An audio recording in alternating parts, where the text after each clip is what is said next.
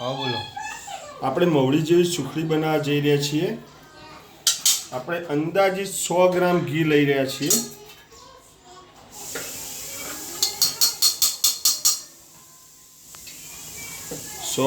ઘી, ચોખ્ખું ઘી 100 ગ્રામ લઈ લીધું છે.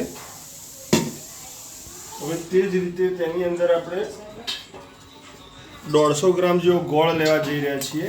દેશી ગોળ? હા, દેશી ગોળ છે. ઓકે.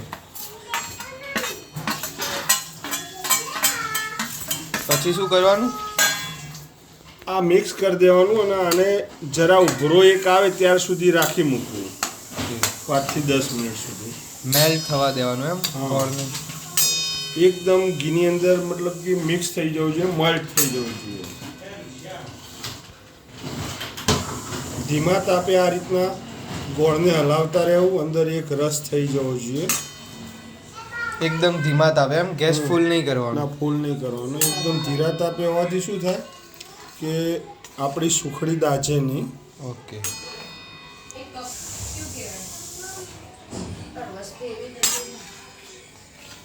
તો હવે ધીરે ધીરે મેલ્ટ થઈ રહ્યું છે. આ તો એકદમ મેલ્ટ થઈ ગયું. હજી મેલ્ટ નથી થયું. આની અંદર થોડો ઉભરો આવે, ચાસણી જેવું થવું જોઈએ થોડું. ઓકે. તો થોડી કડક સુખડી થાય ને તો ખાવાની મજા આવે. દાંત વગર ના હોય તો પોચી સુખડી, બસ આટલામાં લોટ નાખી દેવો પડે. પણ જો ચોકલેટ જેવી સુખડી કરવી હોય તો થોડી કડક થવા દેવી પડે આ રીતે. ઓકે. તો આપણે આજે ચોકલેટ જેવી સુખડી બનાવીએ. ચોકલેટ જે મવડીની અંદર હોય છે ને એ રીતની. ઓકે.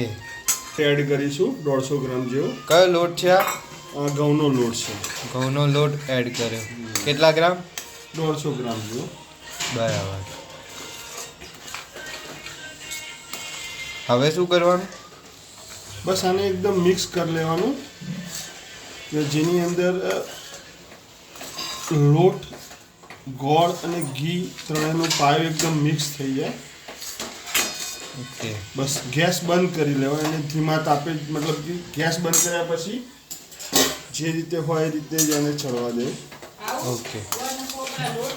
તો હવે ગેસ ચાલુ નહીં કરવાનો? નહીં, ગેસ ચાલુ નહીં કરવાનો. બસ આને એકદમ મિક્સ કરી તો દેવાનું. આપણે ગેસ બંધ કરી દીધો છે. હા. અને આમ કેટલા મિનિટ સુધી હલાવી જવાનું? બસ એ 1-2 મિનિટ જેવું, કે અંદર બરાબર મિક્સ થઈ જાય. ઓકે. હવે એને આપણે પાણીની અંદર ઠારી લઈશું.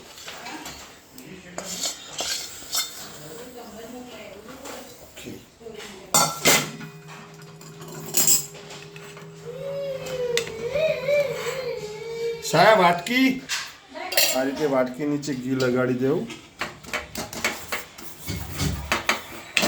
ઘી લગાડીને આમ ફેલાઈ દેવાની એમ સુખડી? ઓકે.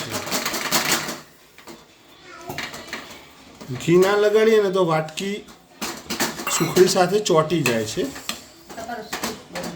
એનો મતલબ આપણી ચોકલેટ જેવી સુખડી તૈયાર થઈ ગઈ એમ? તૈયાર. હવે આના પીસ કરી દેવાના છે. જો કે ચીપકે છે. આને થોડી ઠંડી થાય ત્યારે ખાઓ, યા ગરમ ગરમ ખાવાની તો ઓર જ મજા આવે.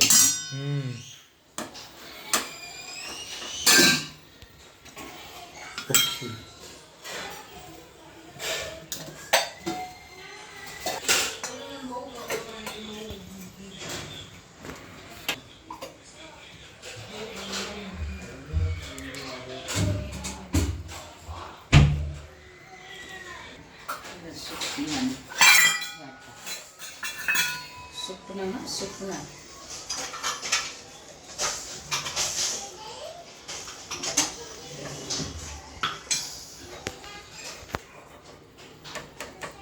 બસ હવે દીવો કરીને પ્રસાદ કરી લેવાનો.